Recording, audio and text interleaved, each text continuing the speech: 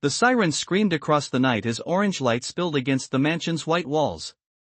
Fire roared like a living thing, swallowing curtains and glass.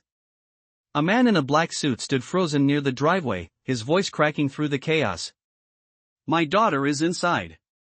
The firefighters shouted for him to stay back, but he stepped forward anyway, eyes wild with terror. Then, through the blur of smoke, a small figure broke away from the crowd. It was a little black girl, no older than 8, wearing a faded yellow jacket too big for her frame. Her braids bounced as she ran. Someone tried to stop her, but she slipped past like a shadow. The man shouted again. "Wait! You cannot go in there." She looked back once, her face streaked with soot and determination. "There is someone screaming. I can hear her." Her voice trembled, but her feet did not stop. The air crackled hot enough to sting. She covered her mouth with her sleeve and vanished through the broken doorway. For one heartbeat, everything stood still. Inside, the smoke thickened. The girl's small hands pushed through fallen fabric and embers, her heartbeat thudding in her ears louder than the alarms.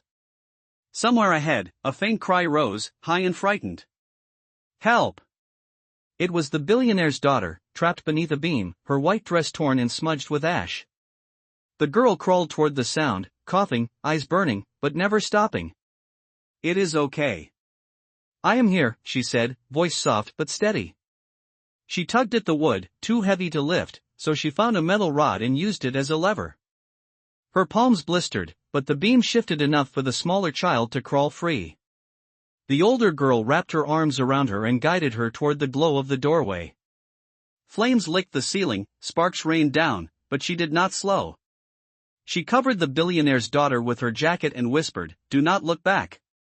Outside, the crowd gasped as 2 figures stumbled out of the smoke.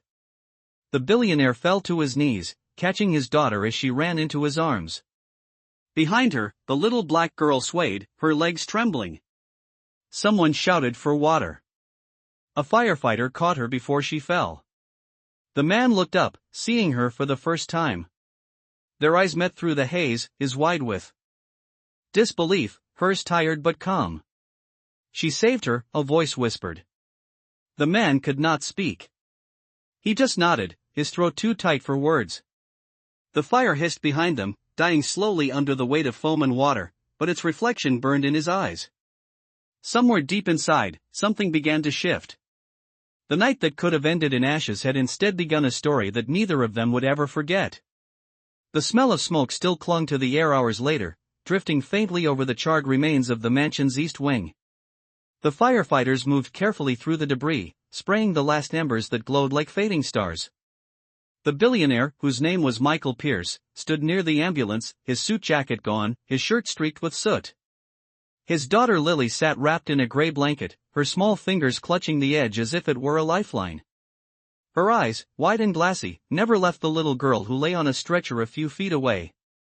The paramedics worked with quiet precision, checking her pulse, placing an oxygen mask over her face. "Her name is what?" one asked gently. The firefighter who had pulled her out shook his head. "We do not know." She did not say before she passed out. Michael stepped forward, his voice low but urgent. "Please, make sure she is taken care of. I will cover every cost." The medic nodded without looking up. "She will be fine, sir. She just needs rest." Michael exhaled slowly, as if he had been holding his breath since the flames started. Lily tugged at his sleeve. "Daddy, she went in for me. She heard me scream. No one else did." Her voice cracked on the last word, and Michael's heart twisted. He crouched beside her, brushing the ash from her hair. "You are safe now. That is what matters." "But she saved me," Lily insisted. "She should be here, not on that cold bed." He looked at his daughter, then at the girl on the stretcher. The oxygen mask covered half her face, but he could see her small braids and the burnt edge of her yellow jacket. Something about her calm, even in sleep, held him still. Reporters were gathering by the gate, cameras flashing against the smoke. A security guard approached nervously. "Sir, the press is asking questions. They want a statement." Michael straightened, his eyes narrowing. No one speaks about her. Not yet. Protect her privacy. The guard nodded and turned away. Inside the ambulance, the girl's fingers twitched slightly as if trying to hold onto something invisible. The medic smiled faintly. She is coming around. Her eyes fluttered open, confused and heavy. The first thing she saw was the inside of the ambulance, the ceiling light flickering faintly. The second was Lily's small face peering through the door. "Hi," Lily whispered, voice trembling. The girl blinked, trying to understand. "You are okay?" she asked softly through the mask. Lily nodded. "Because of you." The girl tried to sit up, but the medic placed a hand on her shoulder. "Easy, sweetheart. You are safe now." Michael stepped closer. "What is your name?" he asked gently. She hesitated, her voice thin. "Anna." He repeated it quietly, as if memorizing it. "Anna, you were very brave tonight." She looked around, eyes darting nervously toward the cameras. "Please do not tell anyone," she said. "My grandma will be scared if she sees me on the news." Michael glanced toward the flashing lights outside and nodded firmly. "No one will. I promise." Anna tried to smile, but her eyelids were heavy again. The medic checked her pulse and signaled that they were ready to move. As the ambulance doors closed, Michael stood watching until the red lights disappeared down the hill. For the first time in years, he felt powerless, not because of loss or money, but because a child had done something he could not. He turned back toward his daughter, who was now staring at the ground. "Daddy, will she be okay?" "She will," he said quietly, though part of him was not sure. Later that night, in the hospital, Anna lay under a clean white blanket. The heart monitor beeped steadily. A nurse adjusted the oxygen line and left the room dim. In the waiting area, Michael signed paperwork for the mansion's insurance and paused when the nurse called his name. "She will wake up soon," the nurse said. "No burns, just smoke inhalation." "Remarkable, really." Michael looked through the glass wall at the small figure in the bed. "She should not have been in there," he murmured. "No child should." "Maybe," the nurse said softly, "but sometimes it takes a child to do what grown-ups are too afraid to do." He did not reply. Instead, he walked quietly to the vending machine, bought 2 cups of coffee, and handed one to the nurse without a word. The city beyond the window was asleep, but the fire's reflection still danced faintly in his mind. Hours later, near dawn, Anna stirred again. Her eyes fluttered open, and she saw Michael sitting in the chair beside her, coat draped over his arm, exhaustion carved into his face. "You stayed," she whispered. He looked up, startled that she was awake. "I wanted to make sure you were all right." She frowned. "You are the man from the fire." He nodded slowly. "Yes. And you are the girl who ran into it." Her lips curved faintly. Someone had to. For a long moment, neither spoke. The morning sun crept through the blinds, spilling pale gold light over the room. In that quiet, Michael felt something unfamiliar, something like humility. He looked at the little girl who had risked her life for his child, and for the first time, the word hero no longer sounded abstract. It had a face, and it was hers. The morning after the fire broke quietly over the city, the sky pale and tired, the streets still damp from the night's chaos. Inside St. Mary Hospital, the smell of disinfectant lingered with the faint hum of machines. Michael Pierce stood by the window of room 214, a paper cup of cold coffee in his hand, watching the first sunlight crawl across the glass. Behind him, the steady beeping of a heart monitor marked a rhythm that was somehow calming. Anna was awake now, sitting upright in the hospital bed, a thin blanket tucked around her shoulders. Her hair had come loose from its braids, and the yellow jacket that had nearly burned away hung folded over a chair. Her dark eyes watched him quietly as if she was still deciding whether he was real.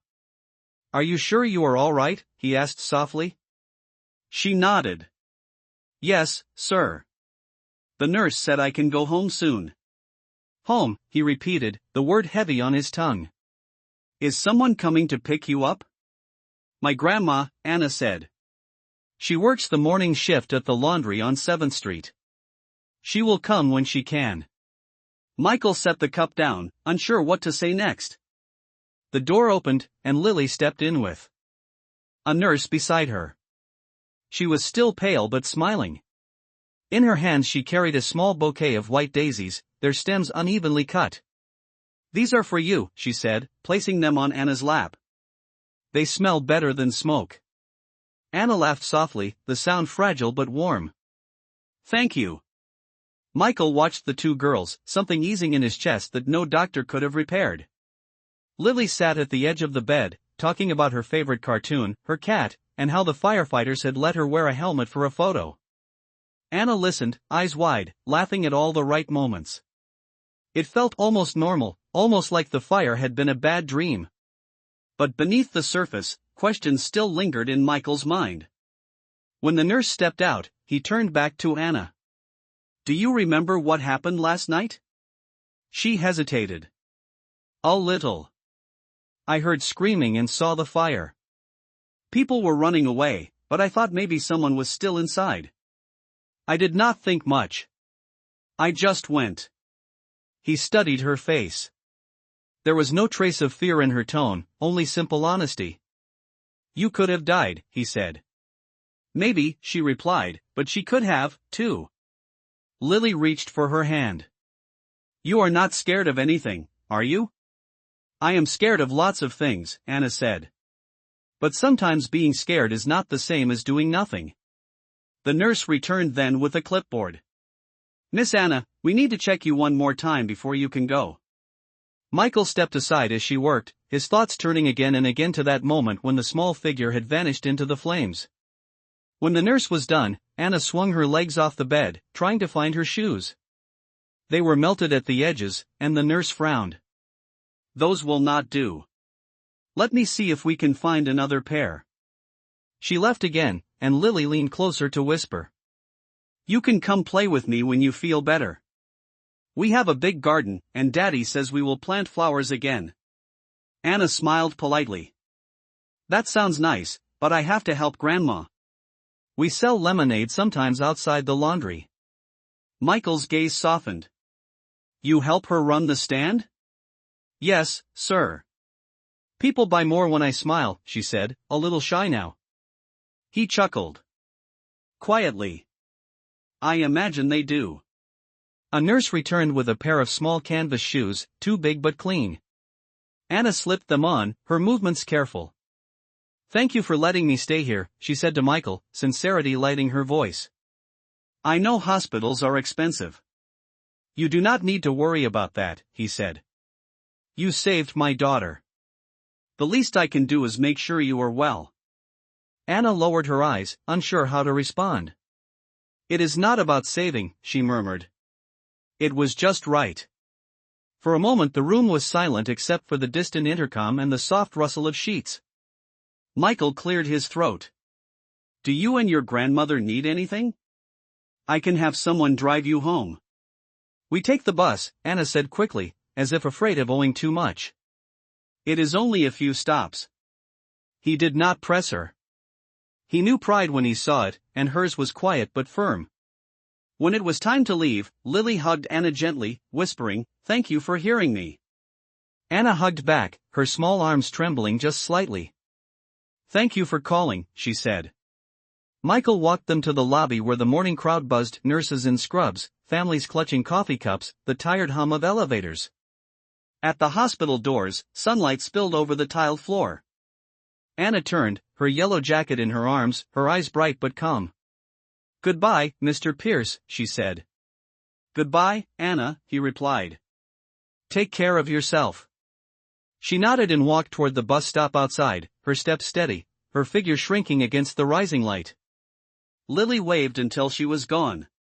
For a long moment, Michael stood staring at the empty street, the smell of smoke still ghosting his memory. He finally exhaled, realizing that something about that child had altered the rhythm of his world. Behind him, his daughter slipped her hand into his. "Daddy," she said quietly, "she was not like anyone else." He nodded slowly, his voice barely above a whisper. "No, she was not." In that moment, he understood that courage had many faces, but the smallest one could carry the greatest weight. The afternoon sun poured softly over the city when Michael Pierce stepped out of his office building. He had spent the morning dealing with insurance reports and endless meetings about the damage at his estate, but none of it seemed to matter as much as the thought of that little girl. He kept hearing her voice in his head, calm and brave, saying, "Someone had to." It stayed with him like a song he could not forget. His driver waited by the car, door open, but Michael shook his head. "Not today," he said quietly. "I will drive myself." The driver hesitated, then nodded. Within minutes, Michael was behind the wheel of his black sedan, following the directions Lily had repeated from memory. "She said she lives near 7th Street, Daddy, by the laundromat." The streets grew narrower as he left downtown, the polished buildings giving way to small stores, cracked sidewalks, and walls painted with faded murals. When he reached the corner of 7th and Douglas, he slowed. The laundromat was there, a tired sign buzzing faintly in the window, and beside it, a lemonade stand made of old wooden crates. The hand-painted sign read 50 cents, lemonade, fresh and sweet. Behind the table sat Anna, her braids tied neatly again, a jar of coins beside her. Her yellow jacket, now washed but still burned at one sleeve, hung over the chair. An older woman stood nearby folding clothes into a basket. Michael parked discreetly and walked toward them. Anna looked up first, her eyes widening in surprise, then softening into a cautious smile. "Mr. Pierce," she said, as if unsure she should believe her own eyes. "I told you I'd take the bus," she added quickly, as though she needed to remind him she had not asked for help. He smiled gently. "I know. I just wanted to see how you were doing." The older woman turned, wiping her hands on her apron. Her face was lined with years of work, but her eyes were kind. "Sir, can I help you?" "You must be Anna's grandmother," he said politely. "My name is Michael Pierce. Your granddaughter saved my little girl's life." The woman froze for a moment, then pressed a trembling hand to her chest. "So you are the man from the fire." Her voice carried both pride and worry. "We saw it on the news. I told her she could have died, but she just said the child was crying." Anna looked down, embarrassed. "Grandma, please." Michael smiled softly. "She is very brave." The older woman sighed. "She is too brave for her own good sometimes. But thank the Lord she came home safe." Anna reached for a cup and poured lemonade carefully, handing it to him. "It is 50 cents, she said matter-of-factly. He reached into his wallet and placed a $20 bill on the table. "Keep the change." Her eyes widened. "That is too much." "It is worth every penny," he said with a small smile, taking a sip. The lemonade was tart, sweet, and slightly warm from the sun. "Best I have ever had." The grandmother chuckled softly. "She learned from me. We use real lemons, not the mix." They stood there for a while, talking about the weather, the fire, and how the neighborhood kids helped them rebuild the stand after it fell during a storm. Michael listened more than he spoke, watching the way Anna's eyes brightened when she laughed, the way her grandmother touched her shoulder gently when she spoke. It was a world far different from his, yet it felt more alive. Across the street, an old bus rattled past, blowing dust across the pavement. "Mr. Pierce," Anna said suddenly, her voice small, "is your daughter okay?" He nodded. "She is doing well. She talks about you all the time. She wants to see you again." Anna blinked, surprised. "She does?" "Yes," he said. "I was wondering if you and your grandmother would come to visit. We are staying in the guest house while they repair the fire damage. It would mean a lot to Lily." The grandmother hesitated, her expression cautious. "Sir, we are grateful, but we do not want to impose." "You would not be imposing," he said sincerely. "You would be our guests. For dinner, maybe tomorrow evening?" Anna looked up at her grandmother, hopeful but silent. The older woman studied Michael for a long moment, searching his face for something unspoken. Finally, she nodded slowly. "If it is truly all right, we will come." Michael smiled, relief in his voice. "It would be an honor." He placed his empty cup back on the table and thanked them both before heading toward his car. As he opened the door, Anna called after him. "Mr. Pierce." He turned. She held up his $20 bill, folded carefully. "You forgot your change." He shook his head. "Keep it. Buy more lemons." She grinned, her smile wide and bright against the afternoon sun. "Okay. But you have to taste them next time." "Deal," he said. As he drove away, Michael glanced in the rearview mirror. The small stand grew smaller until it disappeared completely, but the image stayed fixed in his mind, the girl who ran into fire now standing under a blue sky, selling lemonade as if the world had never burned. That night, when he tucked Lily into bed, she asked the question he already expected. "Did you see her, Daddy?" He nodded. "I did." "Is she coming?" "Tomorrow," he said softly. "She and her grandmother." Lily smiled sleepily, her eyelids drooping. "Good. I want her to see the garden." Michael brushed a strand of hair from her forehead and whispered, "She will." But as he stood by the window, looking out at the half-burned garden, he wondered if the girl who had taught him courage would unknowingly teach him something more, how to start again. The next evening came with the soft scent of rain still clinging to the air. The Pierce estate was quieter now, its charred walls covered by scaffolding and fresh beams of wood. The guest house, set behind a line of tall oak trees, glowed warmly under soft golden light. Inside, Michael Pierce stood in the dining room adjusting the silverware for the third time, his nerves surprising even him. He had hosted senators, investors, and celebrities, yet none of them had made his hands shake the way this dinner did. From the window he saw headlights approach slowly up the gravel drive. Lily rushed down the stairs, her blue dress fluttering. "They are here, Daddy," she said, excitement bright in her voice. The front door opened and Anna stepped in with her grandmother beside her, both looking hesitant but dressed neatly. Anna wore a white dress with a small rip near the seam, and her shoes had been scrubbed clean. Her grandmother clutched a wrapped pie, steam still rising from beneath the cloth. "Good evening, Mr. Pierce," she said softly. "We hope we are not too early." "You are right on time," he said, smiling. "And please, call me Michael." Anna looked around, wide-eyed at the chandeliers and the paintings that lined the walls. "It looks different," she said quietly. "From the fire." Michael nodded. "Yes, it does. But it will heal, just like people do." Lily appeared beside her, grinning. "Come on. You have to see the garden." She grabbed Anna's hand before anyone could protest and pulled her through the glass doors leading outside.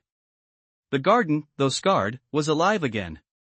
New flowers had been planted in neat rows, and the fountain had been repaired, its water glimmering under the evening light. Anna stopped at the edge of the stone path. "It is beautiful," she whispered.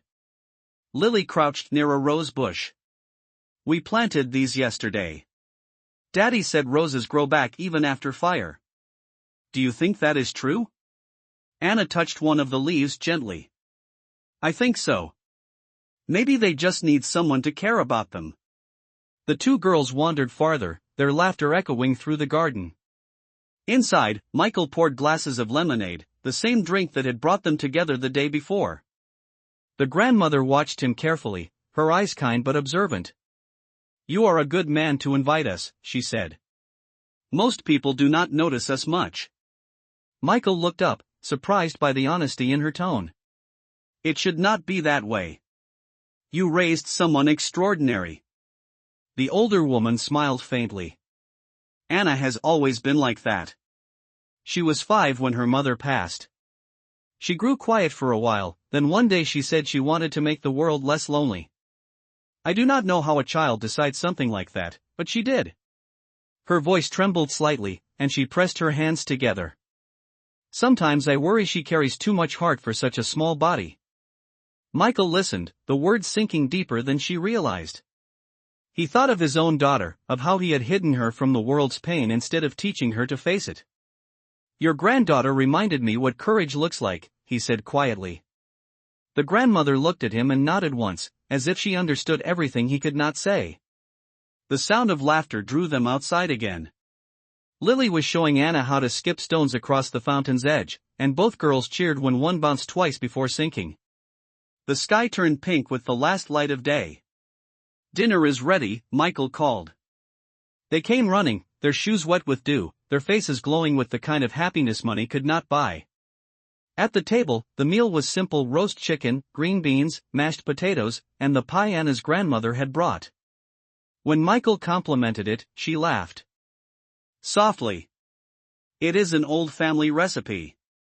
My mother used to make it during hard times. Said sweetness keeps hope alive." Anna leaned forward eagerly. "Grandma, tell the story about the pie in the storm." The grandmother chuckled. "All right. Once during a bad storm, the power went out, and we had nothing but flour and apples left. I baked a pie on a coal stove and we ate it by candlelight.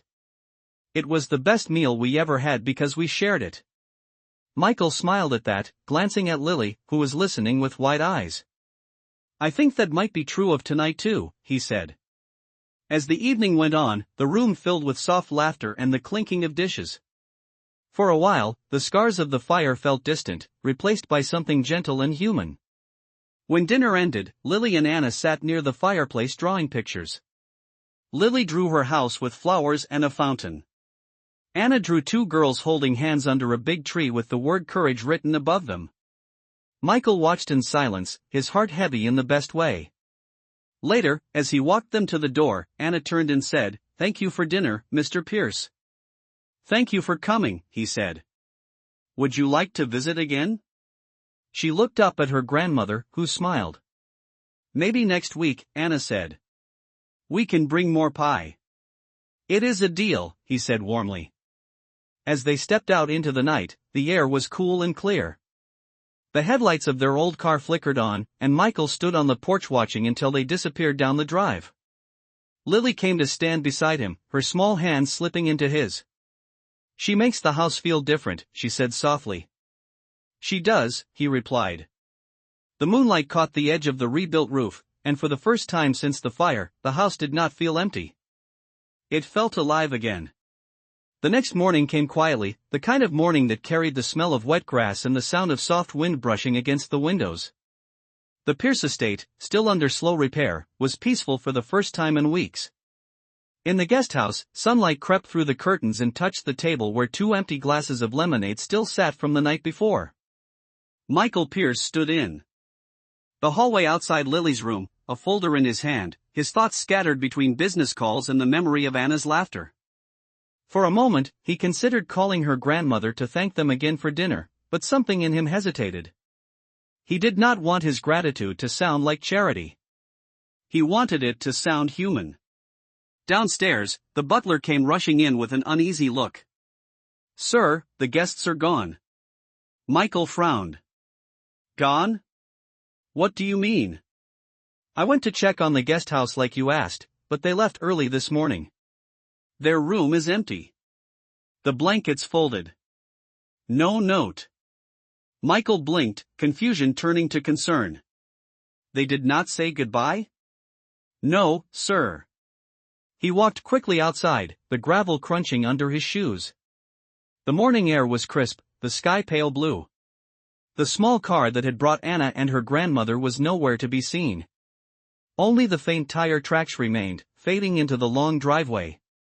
He looked around, as if expecting to find her standing there, holding her yellow jacket, smiling like she had before. But the silence was heavy. Lily ran out onto the porch, her hair still tangled from sleep. "Daddy, where are they?" He turned slowly. "They left early." Without saying goodbye, she asked, her small face falling. "Maybe they had to go home," he said softly. "Maybe they did not want to bother us." "But I wanted to show her the new drawing," Lily said, her voice breaking. "I drew us in the garden with the flowers." Michael knelt beside her. "You can show her next time," he said, but even as he spoke, he was not sure there would be a next time. That afternoon, while workers repaired the roof, Michael found himself unable to focus. Every nail that struck the wood echoed like a heartbeat that would not come. He sat at his desk, staring at the pile of contracts, but the words blurred together. Finally, he stood, grabbed his keys, and left. The drive back to 7th Street felt longer than before. The sky had darkened with clouds, and the wind picked up dust from the road. When he reached the laundromat, the sign still buzzed faintly, but the lemonade stand was gone. Only the outline of its wooden legs remained on the pavement. Inside, the hum of machines filled the air. He spotted Anna's grandmother folding a pile of towels near the back. When she looked up and saw him, her hands froze for a moment, then relaxed. "Mr. Pierce," she said, her voice tired but kind. "You did not have to come all the way here." "I wanted to make sure you both got home safely," he said. "We did," she replied. "Anna woke up early and said we should not stay too long. She felt it might make you uncomfortable." Michael blinked in disbelief. "Uncomfortable?" She was welcome. The woman smiled faintly. "She does not like feeling like she owes anyone. That is how her mother was too." He nodded slowly. "I understand." He paused, looking around. "Is she here?" "At school," the grandmother said. "Just a few blocks away. It is an old building with blue doors. She walks there herself." He hesitated, then asked quietly, "May I go see her?" The grandmother studied him for a moment, then nodded. "She will be glad." Michael thanked her and left, walking down the cracked sidewalk until he found the building. The blue doors were chipped and faded, but the laughter of children spilled through the windows like sunlight. Through the fence, he saw Anna sitting on the steps with two other kids, eating from a paper bag. She was showing them something, a small stone shaped like a heart. They laughed. For a while, he just watched, unseen, realizing that this small, ordinary life was hers long before he entered it. When the bell rang, the children ran inside, and Anna lingered, glancing at the clouds as if sensing something. Michael stepped forward then, calling gently, "Anna." She turned, her eyes widening in surprise before she smiled. "Mr. Pierce. What are you doing here?" "I came to check on you," he said, his tone lighter than he felt. "You left so early, we did not get to say goodbye." She looked down, twisting the strap of her backpack. "I did not want to make trouble." "Grandma said you are busy. I thought maybe you would forget anyway." He frowned. "Forget you? Impossible."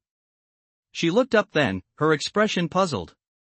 "People forget when things get fixed," she said softly. "When the fire is gone, they do not need to remember who helped."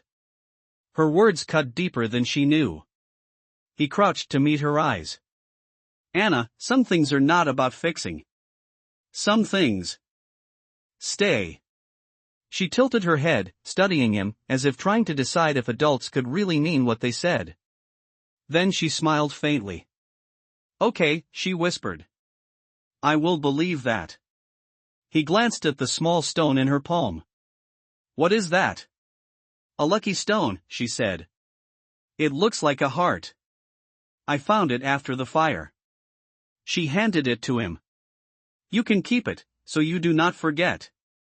He accepted it gently, the rough edge pressing against his skin. "I will not." When the school bell rang again, Anna waved and hurried inside, disappearing through the blue doors. Michael stood for a long time, holding the stone tightly. For the first time in years, he felt something he could not explain, a quiet sense that maybe, just maybe, the fire had burned away more than walls. It had burned away the distance between two worlds that were never meant to be so far apart. The days that followed felt lighter, touched by the strange rhythm of ordinary life. Michael Pierce returned to his work, but something had shifted in the way he looked at people and in the way he listened when they spoke. The fire, though long extinguished, had burned away more than wood and stone. It had left space for something new to grow. Every afternoon, after school, Anna would stop by the laundromat to help her grandmother, folding towels or sweeping the floor, while across town, Lily was in her art class painting bright pictures of flowers and skies that always seemed too wide for the paper. It was Lily who asked first if they could invite Anna again. She said she likes drawing, Lily explained one morning, standing by the breakfast table with a piece of toast in her hand. "We could paint together." Michael smiled faintly over his coffee. Then let us invite her. Saturday afternoon? Yes, Lily said, her voice rising with excitement. Can Grandma come too? Of course, he said. No one leaves Grandma out. When Saturday came, the sun was gentle, the sky an endless blue. Anna arrived in a blue skirt and white shirt, her braids tied neatly again, and in her hands she carried a paper bag filled with crayons and folded paper. Her grandmother followed behind, greeting Michael politely. Thank you for having us again, she said. She has been counting down the days. Inside the garden, the girls spread their papers across a small table near the fountain. Birds chirped overhead, and the smell of freshly cut grass filled the air.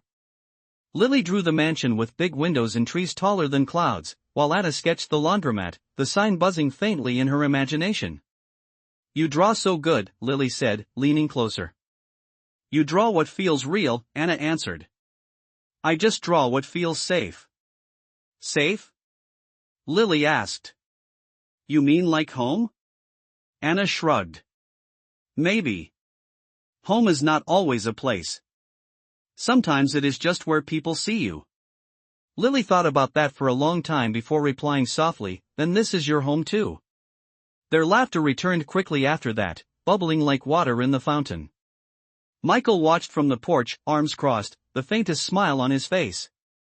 The grandmother joined him, holding a cup of tea. They make a good pair, she said. Yes, they do, he replied. It is good for Lily to have someone like her around. Someone who reminds her that kindness does not need to be taught, it just needs to be seen. The grandmother nodded. And Anna needs someone who lets her be a child for a while. She has spent too much time worrying about me, about bills, about things no little girl should think about. Her voice softened, carrying both pride and fatigue. Michael looked at her, realizing again how much the world expected from people who already gave more than they had. If there is anything I can do to help, he began, but she stopped him with a gentle smile. You are already helping, Mr. Pierce. Sometimes company is enough.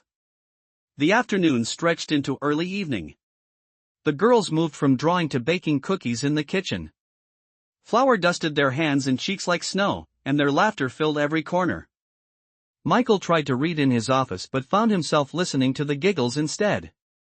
When he finally gave up and joined them, he discovered the counter covered with cookie shapes that looked like stars, hearts, and one that resembled a cat. It was supposed to be a flower, Anna explained, laughing. Then it turned into a cat by accident. A very creative cat, he said, pretending to inspect it seriously. They baked the cookies, and when they were done, Lily arranged them on a plate while Anna poured milk.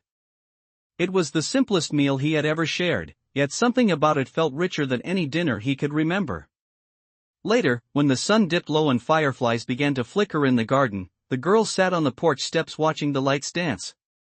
They look like tiny stars, Anna said. Grandma says stars are wishes people forgot to say out loud. Then we should not forget, Lily said, closing her eyes. Let us make a wish. Anna closed her eyes too. You go first. I wish, Lily said softly, that we can stay friends forever. Anna smiled. Then I wish for that too. Behind them, Michael stood silently, his heart full in a way he had not felt in years. The grandmother turned toward him and whispered, Do you believe in second chances, Mr. Pierce? He looked at the two girls sitting side by side, their heads leaning together, their laughter drifting into the warm night. I did not before, he said quietly. But I think I do now. When it was time to leave, Anna hugged Lily tightly. Thank you for letting me draw here, she said. Thank you for helping me see colors again, Lily replied. As they walked toward their car, the grandmother waved back, her eyes glistening. The night air was still warm, and as Michael stood watching them drive away, he felt a strange certainty that the fire which once took everything had somehow given something back. Not a house. Not possessions. But a friendship that would grow quietly between two girls, one from a world of gold and the other from a world of grit, both teaching him what it truly meant to rebuild. The morning light spilled across the breakfast table, filling the Pierce kitchen with a calm glow. The smell of pancakes drifted through the air, and Lily was already chattering about her plan for the weekend art fair at her school. They said I can bring a friend to help, she said eagerly. Can Anna come, Daddy? We can sell drawings together. Michael smiled as he poured syrup over her plate. If her grandmother agrees, I do not see why not. Lily clapped her hands, excitement bubbling in her chest. She will love it. We can make a sign that says, Courage and Color, by Lily and Anna. Michael laughed quietly at the name. That sounds perfect. Later. That day, Anna arrived, holding a worn sketchbook close to her chest. Her grandmother waved from the car, reminding her to behave and to drink plenty of water. Inside, the two girls spent the morning cutting poster board, painting, and covering their hands in streaks of blue and yellow. Michael watched them from the window, the corners of his mouth lifting every time their laughter broke the silence. But the peace that surrounded them would not last long. By afternoon, the news trucks began to arrive. Michael's assistant hurried into his office holding a tablet. Sir, it is about the fire, she said, her voice tense. They are running a story. On the screen was a headline written in bold letters, Billionaire uses child's heroic act for publicity. The article showed blurred photos of Anna and Lily in the garden, taken without permission. The text beneath accused Michael of fabricating the rescue story to repair his public image. His chest tightened as he scrolled through the cruel comments. Is this real? He whispered. Who would do this? The assistant hesitated. It started on social media this morning. Some reporter from Channel 12 claims the story was staged. That is absurd, he said sharply, then lowered his voice. They are just children. He rushed outside, where Anna and Lily were still laughing, unaware of the noise building online. The sound of camera shutters echoed faintly beyond the fence. A pair of reporters stood by the gate, calling out questions. Mr. Pierce, is it true you paid the girl to act in the fire? Was this part of a charity campaign? Michael's expression hardened. Leave my property. Now. But the damage had already begun. By evening, the story had spread everywhere. Headlines twisted the truth, turning courage into scandal. People on the internet argued, some calling Anna a hero, others calling her a lie. The cruel words cut deeper than any flame could. The next morning, Anna did not come to the estate. Lily waited by the window for hours until she finally whispered, maybe she is just busy. Michael knew better. He drove to the laundromat that afternoon, his jaw tight with anger. Anna's grandmother was standing outside, a folded newspaper in her hand. You saw it, she said quietly, not as a question but as a fact. We have had reporters at our door since morning. They scared her. I am so sorry, Michael said, his voice shaking. I swear I did not. I know, she interrupted softly. But the world does not listen the way it used to. They like stories that hurt. Through the window, Michael saw Anna sitting behind the counter, her small hands gripping her sketchbook. Her eyes were red from crying, though she tried to hide it. When he stepped inside, she looked up but did not speak. Anna, he began, I came to tell you this is not your fault. She looked down.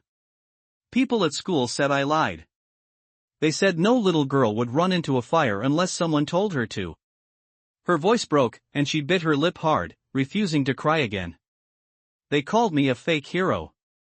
Michael knelt in front of her. You are not a fake anything. You did what no one else could. And I will make sure they know it. How? She whispered. You cannot make people listen. He met her eyes, steady and sure. Then we will not make them listen. We will make them see. That evening, Michael held a press conference outside his office building. Cameras flashed as he stepped to the podium, the noise of reporters blending into a dull roar. He raised a hand, and silence fell. A week ago, a child ran into a burning house to save my daughter, he began. No one asked her to. No one told her to. She did it because she heard someone crying and decided that was reason enough. That is not a publicity stunt. That is what courage looks like. He paused, his voice thickening. If any of you doubt that, ask yourselves this, when was the last time you did something brave without a camera watching? the crowd murmured. He stepped down without taking questions and walked straight to his car. The next morning, the article that had once accused him now ran a new headline: "Billionaire defends the girl who saved his daughter." Public opinion began to shift, but the sting of the first lie still lingered. When Anna returned to school, a few kids apologized, but she only smiled faintly and said, "It is okay." That evening, Lily called her. "You want to draw this weekend?" Anna hesitated, then whispered, "Yes." After the call, she sat by the window of her small apartment, watching the city lights shimmer in the distance.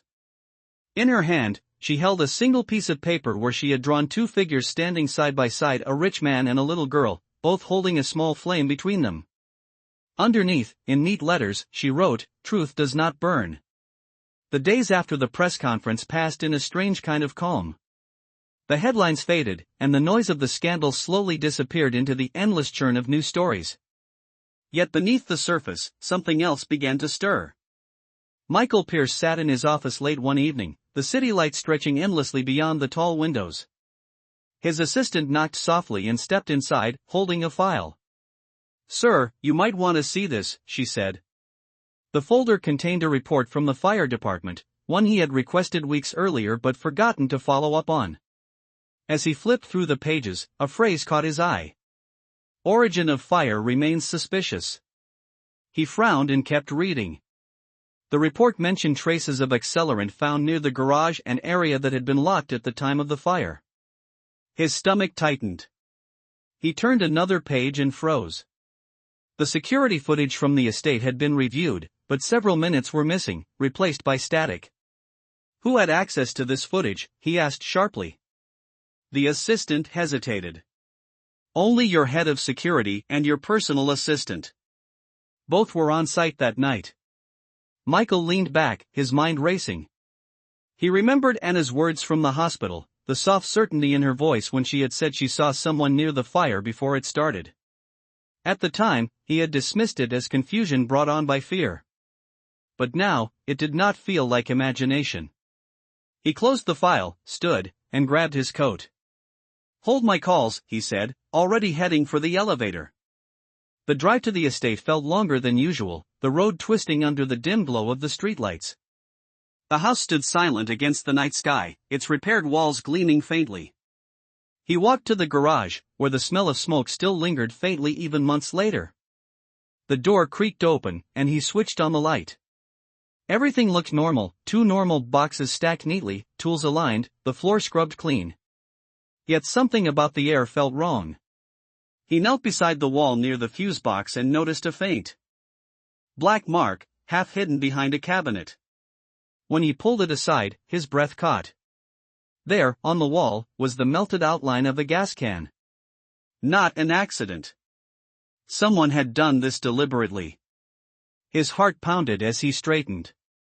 "Why?" he whispered to the empty room. The sound of tires crunching on gravel made him turn.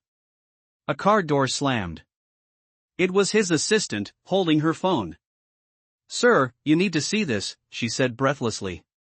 On the screen was a new video, just uploaded online. It showed a shadowy figure in a suit walking through the estate on the night of the fire. The caption read, "Proof the Pierce fire was inside job."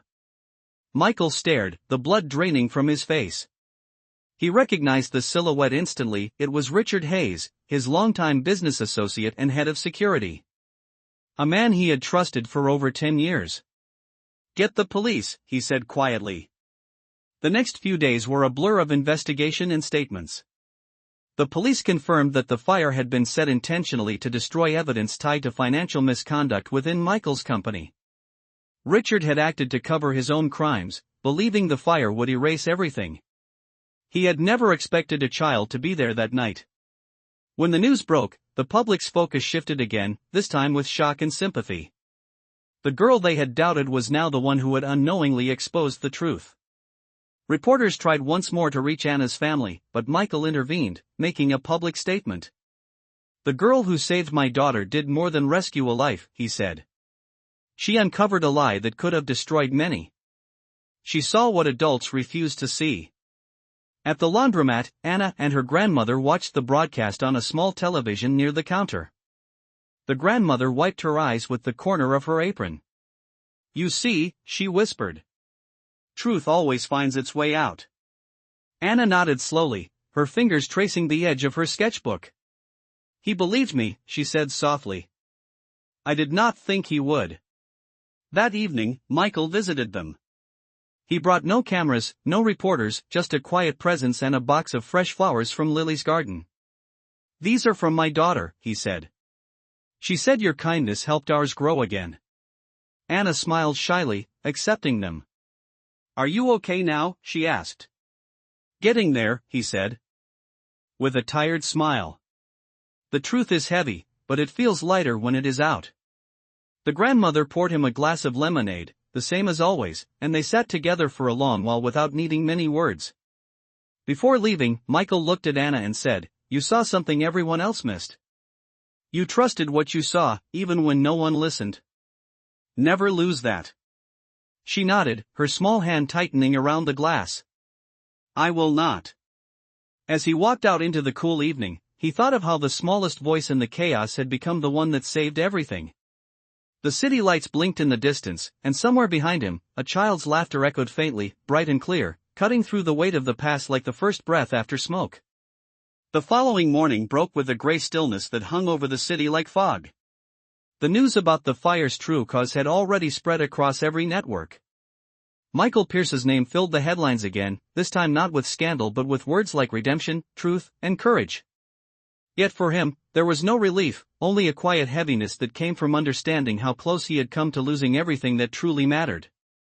He sat in his study, holding the heart-shaped stone Anna had given him weeks before. Its surface was rough, imperfect, but steady in his hand, like a reminder that strength was rarely smooth. When the knock came at his door, it was firm but respectful. "Sir," said his assistant, "the detectives are here. They want to go over Anna's statement from that night." Michael nodded, setting the stone on his desk. "Send them in." Two detectives entered, one older and calm, the other young and sharp-eyed. They exchanged formal greetings before getting to the point. "We reviewed the footage that resurfaced from your backup drives," the older detective said. "Your cameras caught something we had not seen before." He opened a folder, revealing photographs printed in grainy stills. One of them showed the small silhouette of a child standing at the edge of the garage moments before the flames erupted. The second photo showed another figure, taller, turning away with a gas can in hand. "That was her," the younger detective said softly.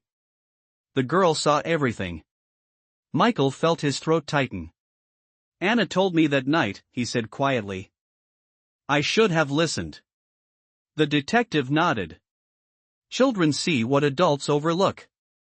They asked to meet Anna again to confirm the details of what she remembered.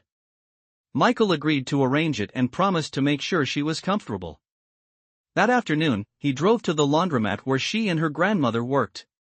The small bell above the door jingled as he entered, bringing with it a rush of warm air and the faint scent of soap. Anna was at the counter sketching in her notebook, her legs swinging above the floor. She looked up and smiled faintly when she saw him. "Mr. Pierce," she said. "You came back." "I did," he said gently. "And I need your help, Anna. The detectives need to talk to you about that night. They believe what you saw can finish the case." She hesitated, glancing at her grandmother.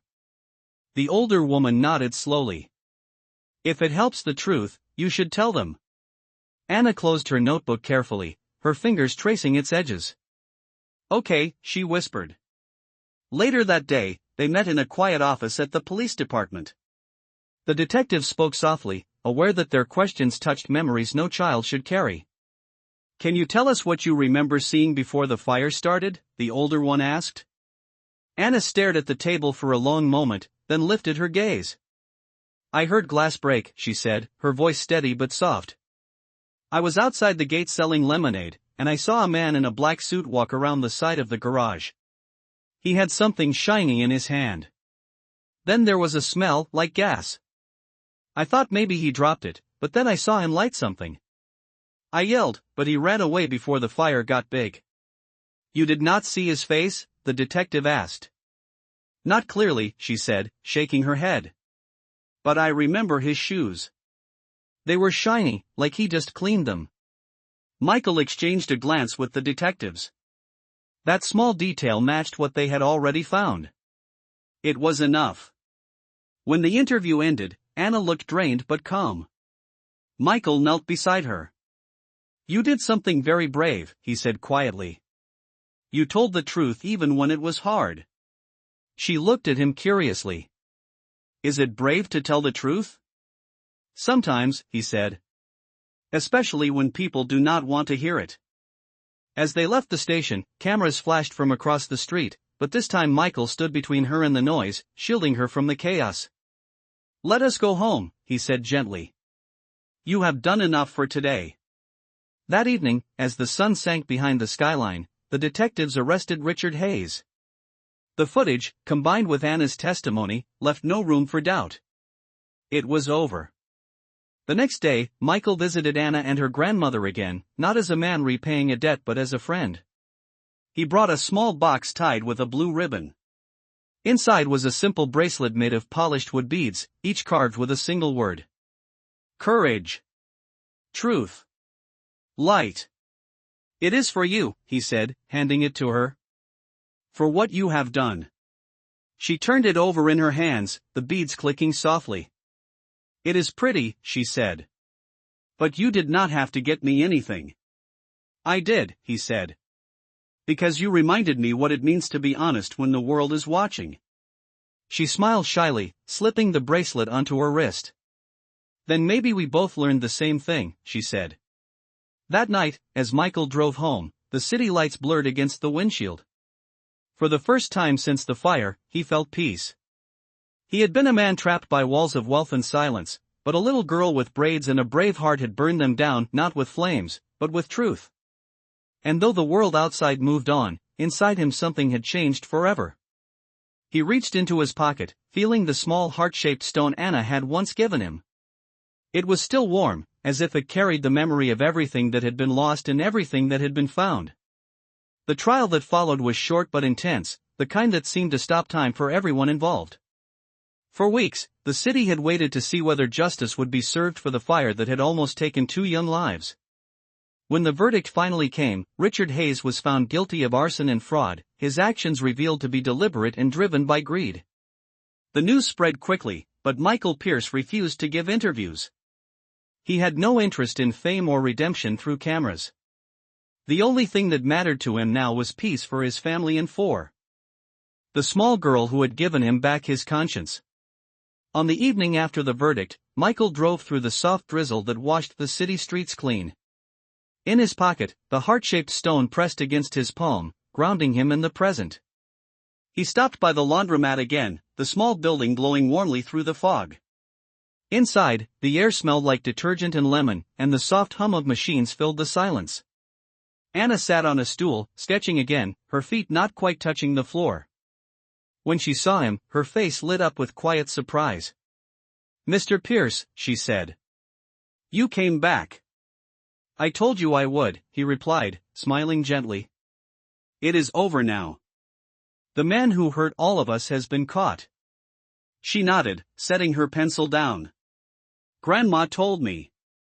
She said bad things always come to light, like dust in sunlight. Your grandma is right, he said, glancing toward the back where the older woman folded towels. She smiled softly at him but did not interrupt. Michael turned back to Anna. You were the reason this happened, you know. If you had not spoken up, we might still be wondering what caused the fire. Anna shook her head. I just said what I saw. You are the one who listened. He thought about that for a long moment, realizing she was right. Listening was its own kind of courage. Do you know what I realized? He asked. That being brave is not always about running into fire. Sometimes it is about standing in the truth, even when people do not believe you. Anna tilted her head. Did it make you scared? Yes, he said honestly. But I think being scared is how we know it matters. She smiled at that, then picked up her sketchbook and flipped to a page she had finished earlier. I made this, she said, handing it to him. It was a drawing of the fire, but not the chaos he remembered. In her version, the flames were smaller, glowing softly instead of raging. In the middle stood two figures, one tall and one small, holding hands. Above them, she had written 3 words in careful letters: "The fire changed everything." Michael looked at the picture for a long moment, his throat tightening. "This is beautiful," he said quietly. "It is true," she answered. "The fire made everything different, but maybe it made things better too." "Maybe it did," he said, and for the first time in months, he felt that the words were not just hopeful, they were true. Later that week, he invited Anna and her grandmother to his office downtown. He wanted to thank them properly, not as a businessman, but as a man trying to give something meaningful back. When they arrived, Anna's eyes widened at the tall glass building. "It looks like it touches the clouds," she said. "It feels smaller on the inside," Michael replied with a smile. In the conference room, a small crowd waited: employees, a few journalists, and Lily, who held a single white rose in her hand. Michael stepped to the podium and spoke simply. "There are moments that remind us what humanity looks like. Months ago, a child did what no adult dared to do. She ran toward danger, not away from it, because she believed someone needed her. And in doing so, she saved more than one life. She reminded me of something I had forgotten: what it means to care without reason." He turned toward Anna. "This building will sponsor a new community program, one that provides scholarships for children who act with courage and compassion. It will be called Anna's Promise." The room fell silent for a moment before the applause began, soft and genuine. Anna's eyes widened. "You named it after me?" "After what you stand for," he said. "Kindness that does not ask for reward." Tears welled in her grandmother's eyes as she placed a hand on her granddaughter's shoulder. "You see, baby? Good things do come from hard times." Anna smiled shyly. "Thank you, Mr. Pierce." "No," he said quietly. "Thank you." After the ceremony, Lily ran to Anna and hugged her tightly. "Now everyone will know how brave you are," she said. "I do not need everyone to know," Anna replied. "Just the people who saw." That night, when Michael returned home, he placed Anna's drawing on his office wall, above his desk. The 2 figures in the picture seemed to glow faintly in the lamplight. He traced the words she had written: "The fire changed everything," and realized they had become a truth he would carry forever. Outside, the city shimmered beneath the rain, and somewhere across town, in a small apartment above the laundromat, a little girl fell asleep wearing a bracelet carved with the word courage, her hand resting over her heart, her dreams calm and bright. The weeks after the launch of Anna's Promise passed like the soft turning of pages in a book that everyone wanted to keep reading. The foundation became more than just a name, it became a story people believed in, a reminder that courage was not owned by the powerful but lived quietly in the hearts of those who chose kindness over comfort. Every morning, Michael Pierce arrived early at his office to watch the lobby fill with children and families applying for scholarships.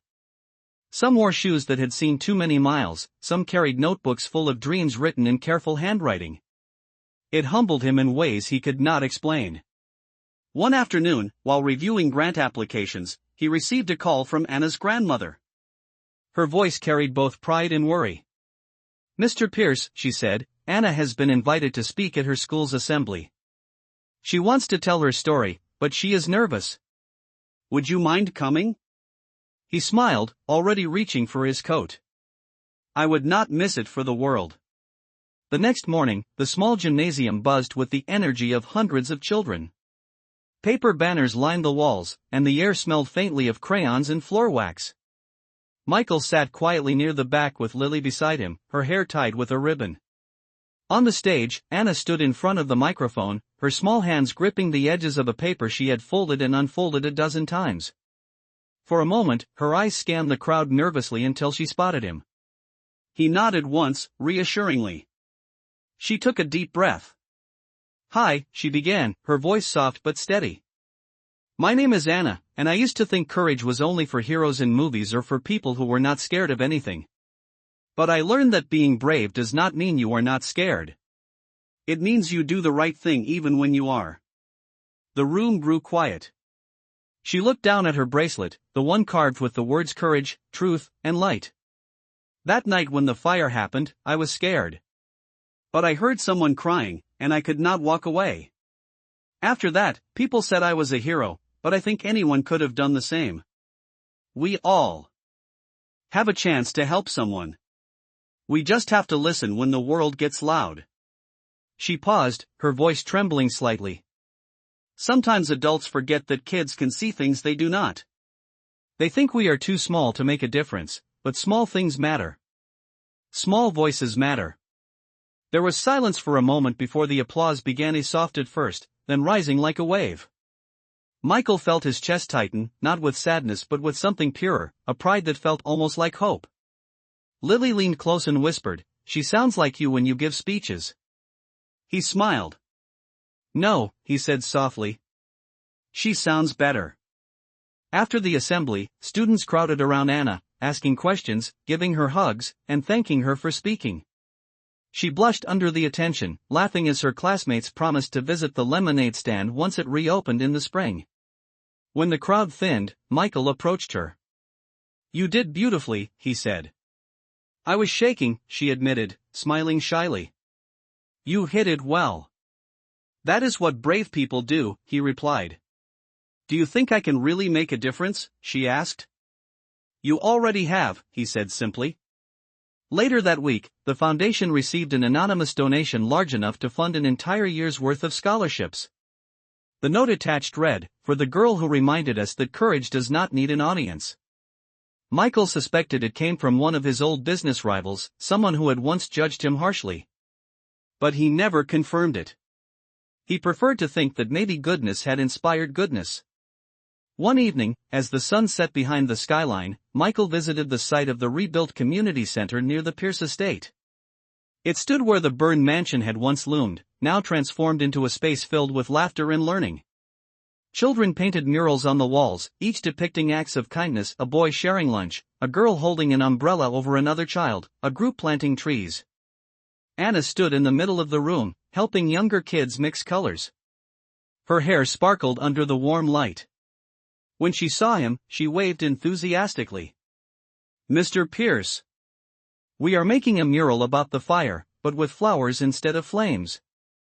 He walked over, smiling. "That sounds beautiful." "We are calling it Courage Grows Here," she said proudly. The words were painted in bright yellow at the top of the wall, each letter outlined by little hands. Michael stood quietly, watching her guide the others, her voice filled with patience and laughter. It struck him how far she had come from the scared child in the hospital bed. She had turned her pain into purpose, her fear into something that gave light. When the work ended for the day, Anna came over to him, her palms smudged with paint. "It is done," she said. "Do you like it?" "I love it," he said. "You turned fire into flowers." She grinned. "That is what Grandma says life is about. Turning what hurts into what helps." As they stepped outside, the sky blazed with orange and gold, and the air smelled faintly of rain and blossoms. For a long moment, neither spoke. The wind carried the sound of children laughing behind them, and Michael realized that this was what rebuilding truly looked like: not bricks or walls, but hearts learning to trust again. He looked down at Anna, her bracelet glinting in the sunlight, and whispered almost to himself, "Courage grows here indeed." It had been months since the fire, but the world had shifted in ways Michael Pierce never imagined. His life had been consumed by the pursuit of success, of winning at all costs. But now, there was a new kind of wealth in his life, one not measured by stocks or status, but by something that could not be bought. As he stood by the window of his office overlooking the city, he reflected on everything that had happened. The fire had opened his eyes to the kind of life he had been living, the walls he had built around himself, and the distance he had placed between himself and everything that truly mattered. But it had also shown him something else, a quiet strength in the people he had once overlooked. Anna was one of those people. Every day, she reminded him that courage wasn't about grand gestures, but about the small, quiet choices we make when the world seems impossible. Michael thought about the community center, the mural that had been painted in her honor. "Courage grows here." The words, so simple yet so powerful, echoed in his mind. His thoughts were interrupted by the sound of a knock on the door.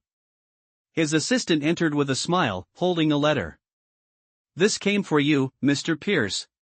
He took the letter, surprised to see it addressed in familiar handwriting. It was from Anna. He opened it carefully, reading the words inside. "Dear Mr. Pierce, I wanted to thank you for everything you've done for me and Grandma. But mostly, I wanted to thank you for listening. Not everyone does, but you did. You believed in me when no one else would. I'll never forget that. Love, Anna." Michael sat back in his chair, the letter feeling heavier than anything he had ever received. He thought of how far Anna had come since the night of the fire, how she had turned a tragedy into a story of resilience, and how her courage had taught him what it meant to truly listen, to care, and to change. The next morning, he visited the community center again, standing in the same spot where Anna had once worked with the other children, painting and planting. As he walked through the building, he could see the transformation in the faces of the kids who, like Anna, had been overlooked but now had a space to be seen, to be heard. It was a place of hope, of possibility, and he realized it was everything he had wanted to build but had never truly understood how to until now. As he stepped outside, the sun was just beginning to set, casting a warm glow over the city. Anna was standing by the garden, watching the children run and play. She turned when she heard his footsteps and smiled. "Hi, Mr. Pierce," she said. "Hi, Anna," he replied, walking over to her. "I was just thinking about how much this place has grown. You've made a real difference here." Anna shrugged, a modest smile on her face. "I didn't do it alone. You helped. You listened." Michael felt a lump form in his throat. "You're right," he said softly. "But you showed me how. You made me realize that listening is just the beginning." They stood there for a moment, watching the kids run through the garden, their laughter filling the air. "I think," Michael said, "that this place, this work, it's just the start of something much bigger. It's going to help so many people, Anna." "It's already helping," she replied, her voice steady. "One person at a time." Michael smiled. "One person at a time," he repeated. The truth of those words settled in his chest like a promise. "I don't think I'll ever stop trying to make things right," he said quietly, looking at the horizon. Anna nodded. "You don't have to. You've already done enough." Michael glanced down at the bracelet on Anna's wrist, the one engraved with the words courage, truth, light. He reached out, gently touching it. "This will always remind me," he said, "of what really matters." Anna smiled. "And it will remind me, too, that the best way to fight the dark is with light." As the evening sky darkened and the stars began to twinkle above, Michael realized that the fire had been the catalyst for everything that had followed: the rebuilding of relationships, the rediscovery of purpose, and the healing of wounds he never knew existed. The fire had changed everything. But in the process, it had ignited something much brighter than destruction. It had sparked a new beginning, and now, as he stood beside Anna, he understood that the light they shared was the most powerful thing of all. Together, they had turned pain into progress, fear into courage, and silence into a voice that would never be ignored again. The months that followed were a blur of change and growth. Michael Pierce had never imagined that his life would take such a turn, but as the community center continued to thrive, so did he. The lessons learned from Anna's courage and the fire had slowly transformed the way he viewed the world. No longer obsessed with power or the need to prove himself, Michael found peace in the quiet moments, in the small, everyday victories. The scholarship foundation flourished, and with each new student it helped, he saw the ripple effect of Anna's bravery. It wasn't just the kids who benefited from the foundation, it was entire families, whole communities finding a place to grow and thrive. One crisp autumn morning, as Michael prepared to leave for the office, his phone buzzed with a message. It was from Anna's grandmother. "Mr. Pierce, Anna is at the community center today. She wants you to come." A simple message, yet it carried a weight that Michael recognized instantly. He set the phone down, his heart already beating faster. Something in the message felt different, urgent. He grabbed his coat and headed out the door, the cool breeze rushing past him as he walked to his car. The drive to the center was quick, his mind running through every possibility. What could Anna need? Had something happened? When he arrived, he found the community center quieter than usual. The usual bustle of children painting or playing had died down. Instead, the space felt still, almost too still. He walked through the hallway, his footsteps echoing off the walls. As he approached the back office, he heard Anna's voice. "I've been thinking about the mural," she said, her tone serious. He stepped inside and found Anna standing by the wall where the words "Courage Grows Here" had been painted, her hands clasped in front of her. She was no longer a small girl hiding from fear. She stood tall, a young woman in the making, her gaze unwavering. "Anna," Michael said, his voice soft, "what's wrong?" Anna turned to face him, her eyes steady. "I've been thinking about what you said, that the best way to fight the dark is with light," she began. "And I believe that, but I think there's more to it. Sometimes, light isn't enough.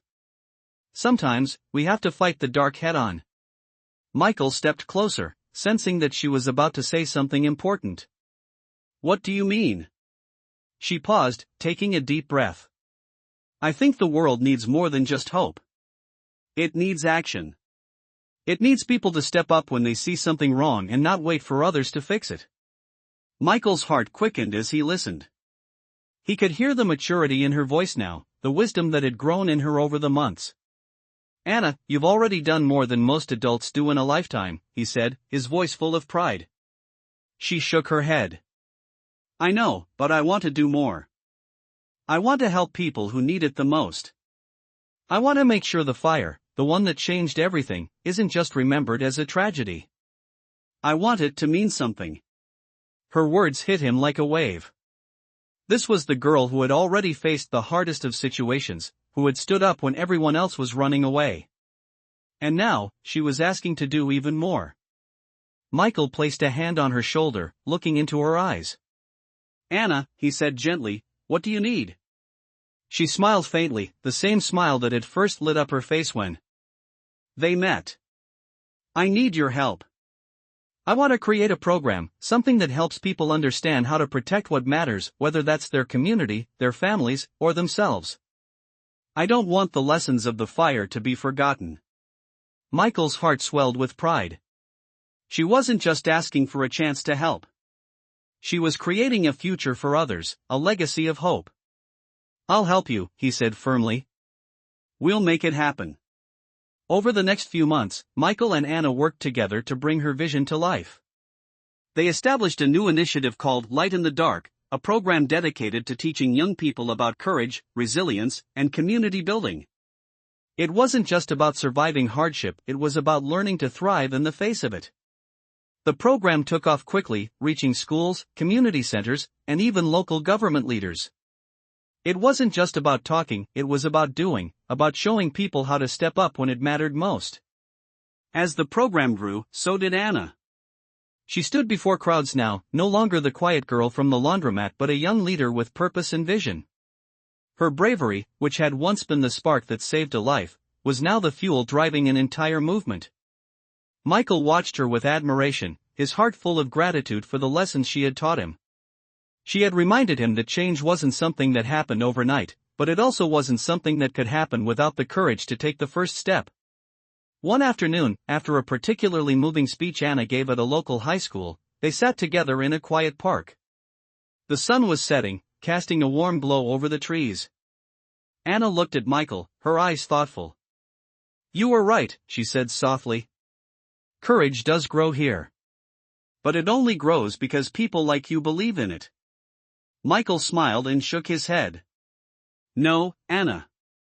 It grows because of you. You made it happen. You believed in it before anyone else did." She smiled back, the same smile that had first lit up her face all those months ago, the smile of a young girl who knew that sometimes, the smallest light could light up the darkest of places. The months passed and the Light in the Dark initiative grew, not only in size but in depth. Anna and Michael continued to work together, expanding the program to schools across the state, reaching even more communities, and training young leaders who could carry the message forward. It was clear to everyone involved that what had started as a simple idea had become a movement led by a young girl who had turned her pain and fear into something far greater than herself. Anna stood before crowds of people, sharing her story, and inspiring others to take action.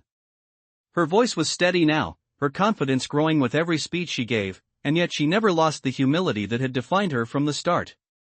But despite all of her achievements, Anna had never lost sight of the small moments. Every time she visited the community center, she would pause by the mural, the one that read, "Courage grows here." She would touch the painted flowers and smile, remembering how far she had come, how much she had changed. But it was a change that wasn't just within her, it was reflected in the world around her. It was a rainy afternoon when the invitation arrived. Michael opened the envelope with a mixture of excitement and concern. It was a letter from the state government, inviting Anna to speak at the annual Youth Leadership Conference. This was no small thing. The state had recognized her not just as a survivor, but as a leader. Michael read the letter aloud to Anna that evening. "They want me to speak?" she asked, her voice a mix of disbelief and awe. "They do," Michael replied, smiling. "You've earned it." Anna was quiet for a long time, staring down at the letter. "I don't know if I'm ready," she said, her voice barely above a whisper. Michael sat beside her, his expression serious. "You don't need to be ready, Anna. You already are." It was the first time she had questioned her ability to speak in front of such an important audience, but Michael understood. Every great leader had moments of doubt. It was part of the process. He placed his hand on hers. "The world needs to hear your voice, just as it always has." The day of the conference came quickly. Anna stood backstage, the weight of the room's anticipation pressing on her. She had practiced her speech over and over, but now, as she stood there, the nerves returned. It wasn't like before. She wasn't just speaking to a crowd of children at her school anymore. This was different. This was bigger. She could feel the tremor in her hands. Michael appeared by her side just before she was called to the stage. He looked at her with encouragement in his eyes. "You have something important to say, Anna. You've always known what's right, even when others didn't. You've changed the world already." She looked up at him, and for a moment, all the fear seemed to melt away. She nodded slowly. "Thank you," she said quietly. "For everything." As her name was called, Anna walked onto the stage. The spotlight hit her, and for a moment, the room went completely still. She stood at the podium, looking out over the sea of faces, most of them unfamiliar, some of them older, but all of them waiting. Her heart pounded in her chest, but she knew she couldn't turn back now. She cleared her throat and began. "My name is Anna, and I was once the quiet girl in the corner of the room," she began. "I never thought my voice mattered. I didn't think I could ever be someone people would listen to. But something changed. A fire changed everything. It taught me that bravery is not about being fearless, it's about doing the right thing even when you are scared." She paused, glancing at the audience. She could see the attention in their eyes, the respect, and the understanding. "I used to think that courage was something that only adults had. They were the ones who made the big decisions, who stood up in the face of danger. But I learned that courage isn't just for them. It's for all of us. It's for everyone who chooses to do the right thing, even when the world tells you it's too hard. Even when the world tells you that you are too small." Anna's voice grew stronger with each word. "I didn't think I had a choice when I saw the fire, when I heard someone crying. But I realized something in that moment, I did have a choice. We always do. The choice to act. The choice to help. The choice to speak up when it matters most." She took a deep breath and looked out at the crowd. "I want to tell all of you that you have that power too. You have the power to change the world. Maybe it starts with one small act, one moment of courage, but it grows. It spreads. And it changes everything." The room was silent for a beat, then the applause came, loud and steady. Anna stood there, heart racing, but this time it wasn't fear that filled her chest. It was something else. Something that felt like freedom. When she left the stage, Michael was waiting for her, his eyes proud, his smile wide. "You did it," he said softly. "You were incredible. She smiled back, the weight of her words still sinking in. I think I might be ready for more, she said. And Michael knew she was. Because the girl who had once run into fire had now found the courage to light the way for others. And in doing so, she had proven that the power to change the world doesn't always lie in grand gestures. Sometimes, it lies in the quiet decisions we make when no one is watching. It's in the small voices that grow into the loudest calls for change. And Anna had learned to lead with hers. It had been a year since Anna's speech at the Youth Leadership Conference, and as the calendar turned to autumn, the world around Michael Pierce had changed once again. The city that had once felt cold and distant now seemed full of possibility. The community center continued to thrive, expanding its reach to more neighborhoods, helping children find their voices in ways they never thought possible. Anna, now a confident young woman with dreams far bigger than most adults, had transformed from the shy girl in the laundromat to a leader whose influence rippled through every corner of the city. One chilly evening, Michael stood outside the community center, watching the last of the children leave for the day. He had promised Anna that he would join her for a meeting about expanding the program, but something about the moment made him pause. He looked at the building, at the mural that still read, "Courage grows here." The words, once symbolic of a single child's courage, had now become the foundation for something far greater. He thought about all the lives Anna had touched, the families who had found hope again, the children who had seen that bravery could exist in the most unexpected places, and, most importantly, the quiet, small voice that had started it all. Anna had changed not only the community, but also him. He wasn't the same man who had walked into her life all those months ago, consumed by work and status. He had learned from her. She had reminded him of what truly mattered. Michael glanced down at the bracelet Anna had given him, the one with the words courage, truth, light engraved on it. It felt like a lifetime ago that he had first worn it, back when he had been uncertain about what the future held. Now, as he stood there in the evening light, he felt a sense of peace settle in his chest. The past had been painful, but it had led to this moment, a moment of clarity, of understanding that the most powerful things in life couldn't be bought. They had to be earned through actions, through sacrifice, and through the courage to do what was right. Inside the center, Anna was waiting for him, as always, her sketchbook open in front of her. She looked up as he entered, a smile spreading across her face. "You're late," she teased, though her eyes were warm. Michael chuckled as he sat down across from her. "I know. Sorry about that." He paused, his gaze shifting to the drawings scattered across the table. They were of buildings, of people, of trees and roads, but more than anything, they were of the future. Anna had big plans for the center, for the program. It wasn't just about helping kids anymore. She wanted to expand it beyond the city, to create a network of support that would span across states, helping young people everywhere find their voice, find their courage. Michael looked at her, his heart swelling with pride. "These are incredible," he said, flipping through the pages. "You really have thought about everything." Anna shrugged. "I don't know. I just want to help. I want to give kids the chance to be brave like you helped me be." Michael's throat tightened at her words. He had never expected to hear such things. She had always seen him as someone who had helped her, but in truth, it was she who had helped him more than she would ever know. He looked up, meeting her gaze. "Anna, you've already done something incredible. You've changed more lives than you'll ever realize." Anna's smile faded slightly, a more serious expression replacing it. "I don't want to stop here. I want to make sure the next generation of kids has the chance to find their courage too. I want them to know that they can be heroes, just like I was." Michael sat back in his chair, his mind racing with the possibilities. He had always been a man who dealt in numbers, in spreadsheets, and profits, but here, in front of him, was a mission far greater than any business venture he had ever embarked on.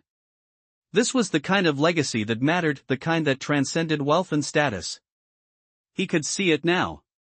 He could see how far Anna had come, and he knew that her vision would change the world, one child at a time. He smiled, the answer already clear in his mind. "Then we'll do it," he said. "We'll take it further than you've ever dreamed. Together, we'll make sure no child is left without a chance to find their voice, their courage, their light." Anna's eyes lit up with excitement. Really?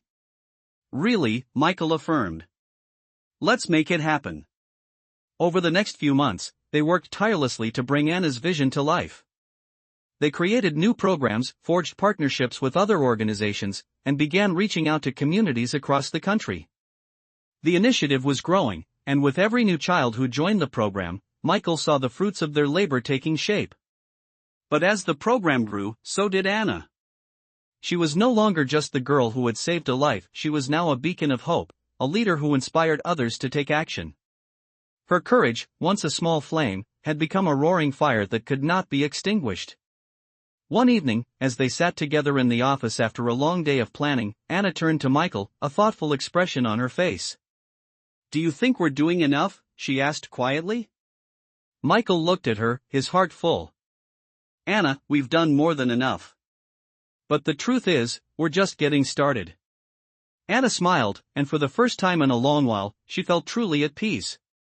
She had found her purpose, and she had helped the world see that courage, no matter how small, could grow into something truly extraordinary. As the years passed, the Light in the Dark initiative continued to grow, reaching new heights. Expanding to more schools and communities, and touching the lives of thousands of young people. What had started as Anna's simple desire to make a difference had become a movement, a force of change that was driven by one fundamental belief: courage was not just for the chosen few, it was something that could be cultivated, nurtured, and spread by anyone willing to step forward and take action. Michael Pierce watched from the sidelines as Anna flourished, no longer just the quiet girl who had run into the fire to save a life, but a young woman with a vision and a purpose that extended far beyond anything he had ever imagined. Anna had turned the lessons she had learned from her own life, lessons of bravery, resilience, and empathy, into a powerful tool for change.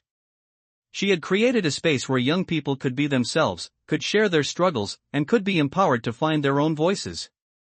Michael knew that it was a privilege to witness it all, but he also knew that there was something more he had to do. He had been a part of Anna's journey, but now it was time for him to fully step into his own role in this story. As much as he had changed, as much as Anna had grown, he knew that there were still challenges to overcome. There were still walls to break down, still people to convince, and still work to be done. And for that, Michael had to find his own courage, just as Anna had done.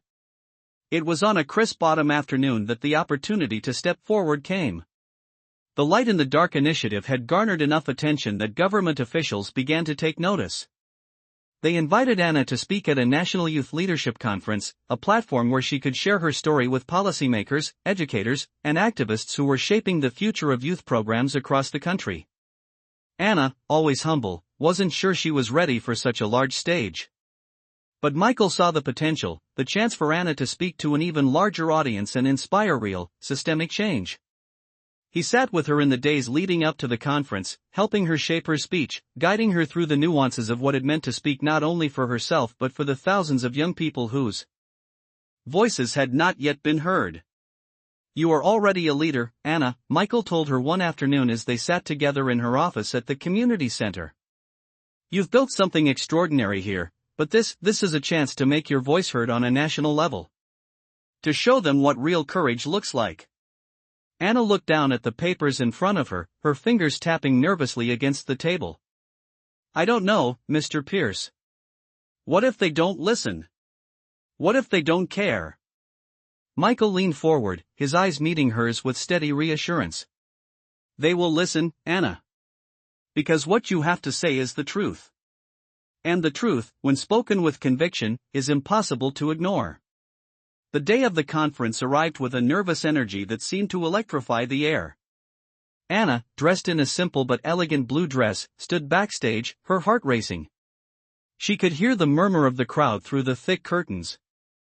This was it. This was the moment she had worked for, the moment when her story would be shared with people who had the power to make change. Michael stood behind her, his presence a steadying force, reminding her to breathe, to trust herself. "You've already done the hard part," he whispered. "Now it's time to speak your truth." When her name was called, Anna walked to the podium with a mixture of fear and excitement, her hands trembling slightly as she adjusted the microphone. The audience fell silent as she looked out at them, her eyes scanning the sea of faces, each one waiting for her words.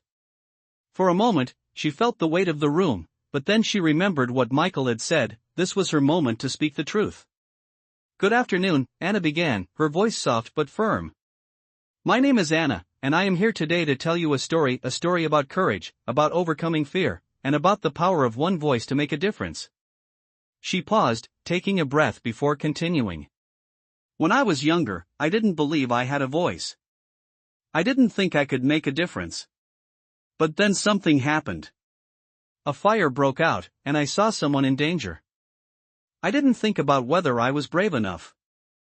I didn't think about what might happen to me. I just acted." Anna looked down at the bracelet on her wrist, the one that had carried her through so many moments of doubt.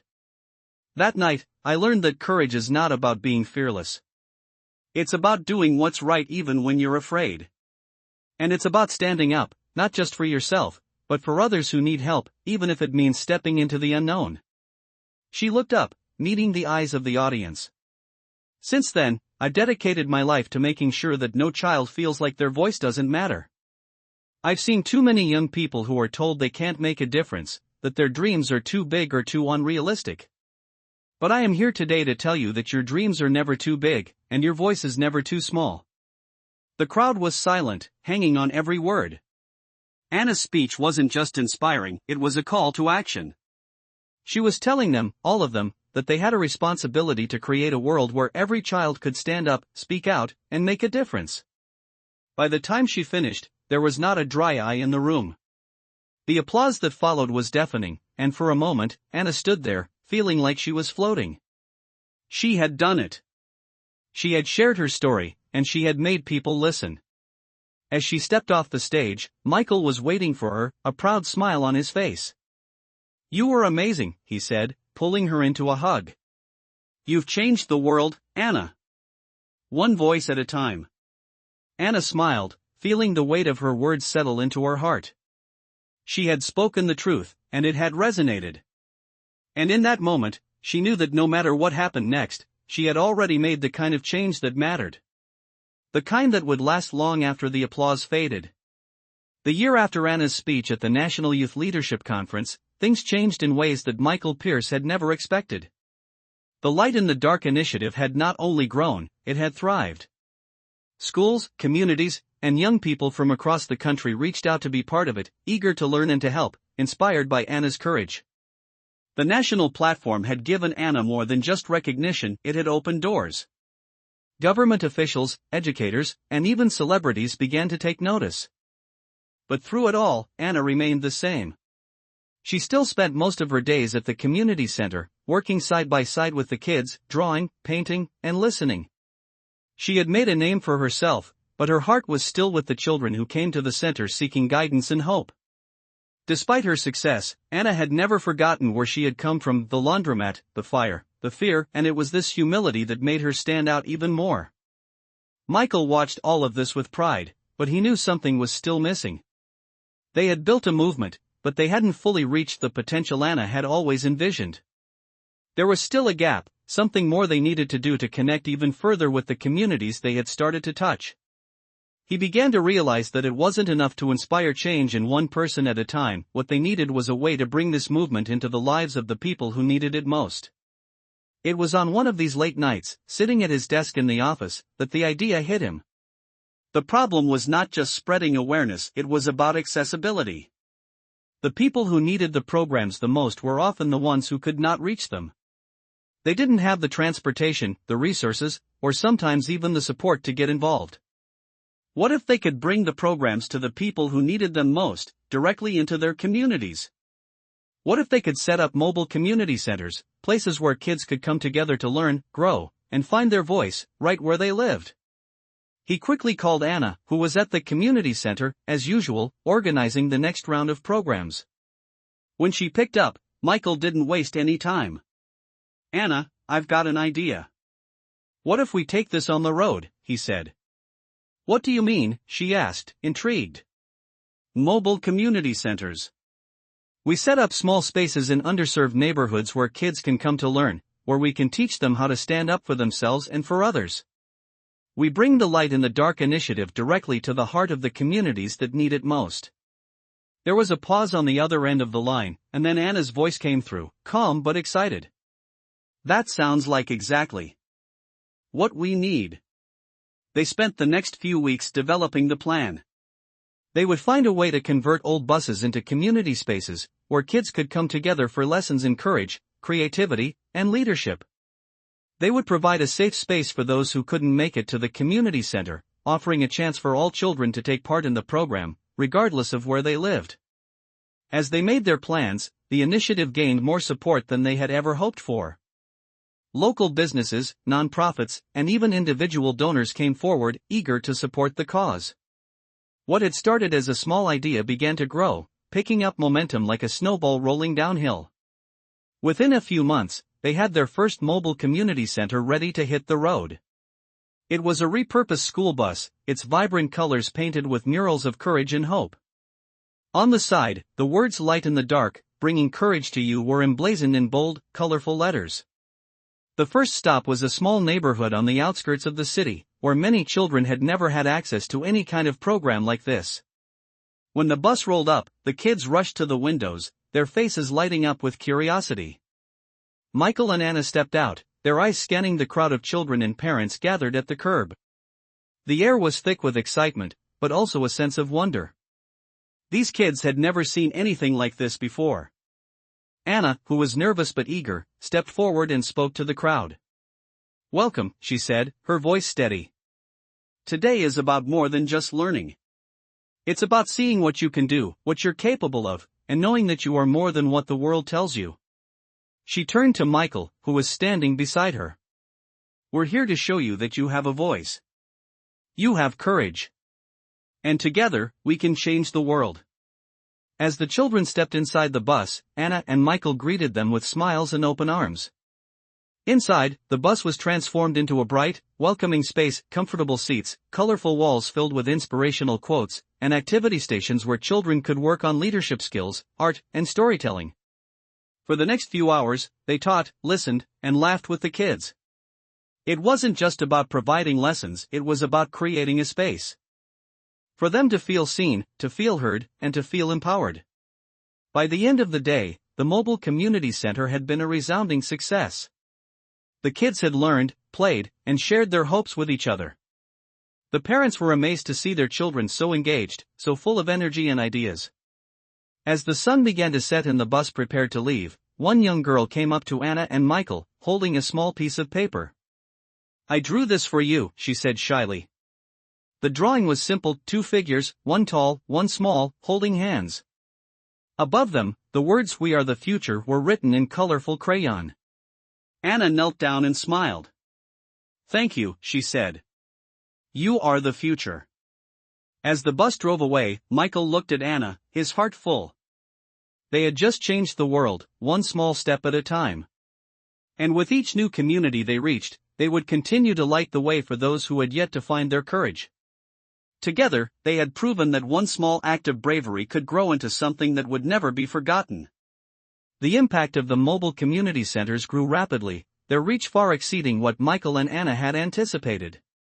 As the initiative continued its journey across neighborhoods and communities, it became more than just a program, it became a lifeline. Parents, teachers, and mentors began to see the change, and the children who had once been unsure of their futures were now full of hope and determination. Anna stood beside Michael at the steering wheel of this movement, her vision growing larger each day.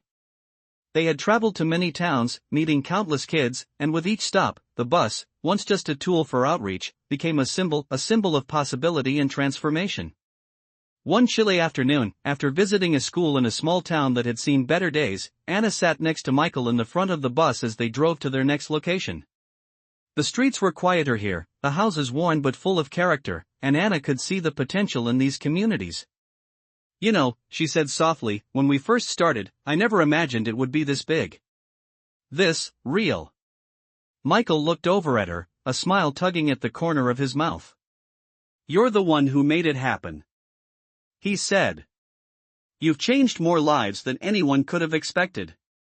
Anna didn't reply right away. She looked out the window, her fingers tracing the bracelet on her wrist, the one that had once symbolized her courage in the face of fear. I don't know if I ever really understood how much courage I had, she said quietly. I always thought it was something big, something heroic. But the truth is, courage is small. It's in the little things, the decision to help when you don't have to, the choice to stand up when it's easier to stay silent. It's the quiet moments that matter. Michael nodded. That's the heart of everything we've built. Not the big speeches or the recognition. It's the everyday decisions, the ones that shape who we are and who we choose to be.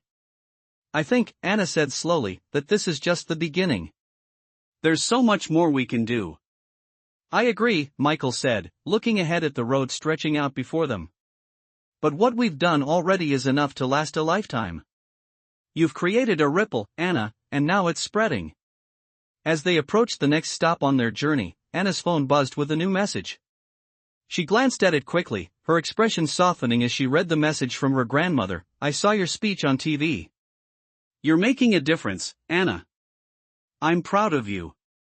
Anna smiled, her heart warmed by the words. The journey had not been easy. There had been obstacles along the way, setbacks, and doubts, but now, as she looked at the work they had done together, she knew it had all been worth it. Thanks, Grandma, she whispered to herself. The rest of the day passed quickly as they held another workshop, meeting new kids, and spreading their message of hope and courage. As the bus pulled up to their final stop of the day, Michael turned to Anna. One more stop. You think we can keep going? Anna turned to him, her eyes bright with determination. Always.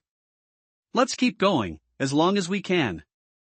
Over the next year, the mobile community centers grew to include not just buses but converted vans, and even pop-up tents that could be set up in community parks or parking lots.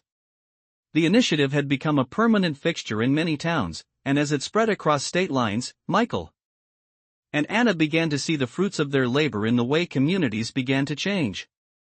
The children they reached were growing into leaders, becoming advocates for others, and teaching their peers the value of kindness and resilience. Anna watched as the young faces she had once seen as scared or unsure began to stand tall.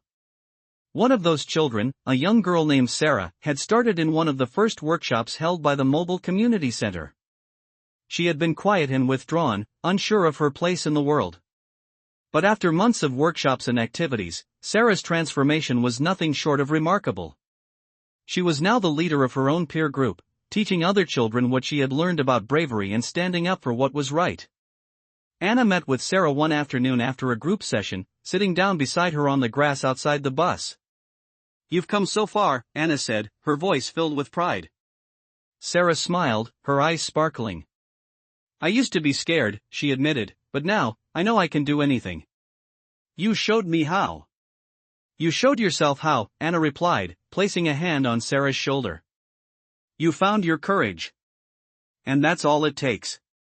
As they prepared for another round of workshops, Michael watched Anna, knowing that she had found her purpose. It wasn't just about giving back. It was about giving forward, about leaving a legacy of kindness, courage, and leadership that would continue long after they were gone. The mobile community centers had become more than just an idea, they were a movement, one that had sparked a change in the hearts of countless young people. They were teaching a new generation what it meant to lead with integrity, to fight for what was right, and to never back down from standing up for others. Michael had learned this lesson too. In the quiet moments of reflection, he realized that the world wasn't changed by those with the most money or the loudest voices, it was changed by those who dared to step forward, to take a risk, and to do the right thing when it mattered most. As the sun set on another successful day, Michael and Anna looked out over the group of kids who were laughing and playing, their faces bright with excitement. We've come a long way, Michael said. And there's still so much more to do. Anna nodded, her gaze fixed on the horizon. One step at a time, she said with a smile. And with that, they both knew that they would keep going, as long as there was work to be done, as long as there were lives to change, and as long as courage continued to grow wherever they went. As the years passed, the Journey of the Light in the Dark initiative took on a life of its own, its reach expanding beyond the boundaries Michael and Anna had once imagined. The mobile community centers were now a permanent fixture in towns and cities across the country, and the program was having a profound impact on thousands of young people.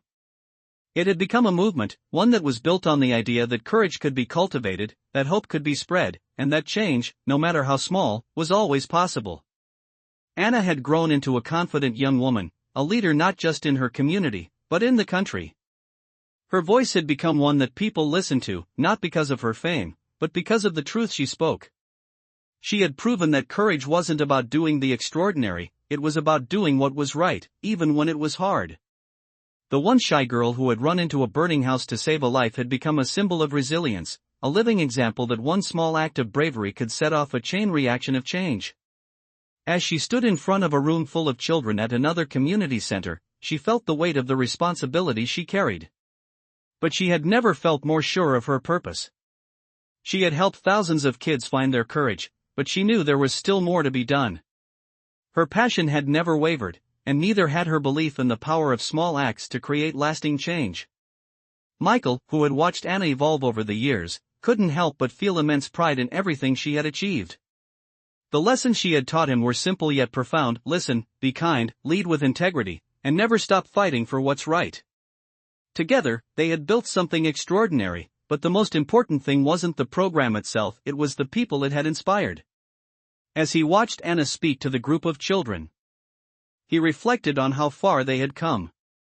He had once been a man focused solely on success and wealth, but now, his greatest achievements were not measured by profits or accolades. They were measured by the lives they had touched, by the children who had found their courage, by the communities that had been transformed, and by the legacy they had created together. That evening, after the workshop, Anna and Michael sat down to discuss the next steps. They had been invited to a national conference where they would present the success of their mobile community center model to government officials, educators, and activists. It was an opportunity to take the initiative to an even broader level, to expand its reach even further. But as Anna sat beside Michael, her eyes thoughtful, he could tell there was something more on her mind. "You know," she said quietly, "I think we've done a lot. But I'm starting to wonder if there's more we can do. If we can go even further." Michael turned to her, sensing the uncertainty in her voice. "What do you mean?" "I think," she said, pausing, "we need to create more opportunities for these kids. We've given them courage, but we need to give them the tools to shape their own futures. What if we could help them start their own projects, their own businesses, their own initiatives?" Michael thought for a moment, the weight of her words sinking in. It was a big idea, one that would require resources, commitment, and most of all, a shift in how they viewed their role in the world. "So you're saying we help them find their own path, give them the resources to pursue it?" Anna nodded. "Exactly. We've taught them to be brave. Now it's time to teach them how to lead. To create, to build, to make a difference in their own way." Michael smiled, the spark of excitement lighting up his face. "You're right. This could be the next step. We could create a program that helps young people start their own businesses, their own projects. We could provide mentorship, funding, and the tools they need to succeed." The idea felt right. It was an extension of everything they had built, but it was also something new, something that would empower the next generation to take ownership of their own futures. Together, they began to outline the framework for this new initiative. It would focus on giving young people the resources and knowledge they needed to pursue their dreams, to create change in their communities, and to lead with the courage they had already discovered. They called it Courage to Create, and the goal was simple: to help young people not only find their courage but to use it to build something meaningful. As they worked on the plan, the excitement grew. They reached out to mentors, business leaders, and educators who would help guide these young entrepreneurs. They secured funding and started to design workshops that would teach everything from basic business skills to leadership development. Soon, the first Courage to Create workshop was held, and it was a success beyond their wildest dreams. Young people from all over the country gathered to learn, share ideas, and begin working on their own projects. It was clear that this new program was something special. The impact was immediate. Some kids started small businesses, others created non-profit organizations to serve their communities. And with each success story, Michael and Anna knew they had done something truly remarkable. But even as they celebrated these victories, they knew there was still much more to do.